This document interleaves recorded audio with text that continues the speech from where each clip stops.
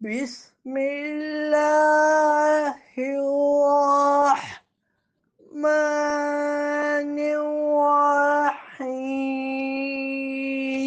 وَكَيْفَ أَخَافُ مَا أَشْرَكْتُمْ وَلَا تخافون أنكم أشركتم بالله ما لم ينزل به عليكم سلطانا فأي الفريقين أحق بالأمن إن كنتم تعلمون۔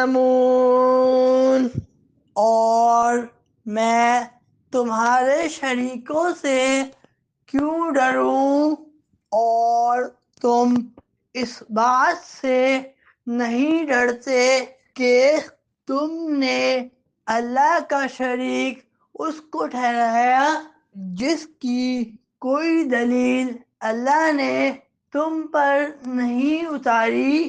تو دونوں گروپوں میں امان کا زیادہ حقدار کون ہے؟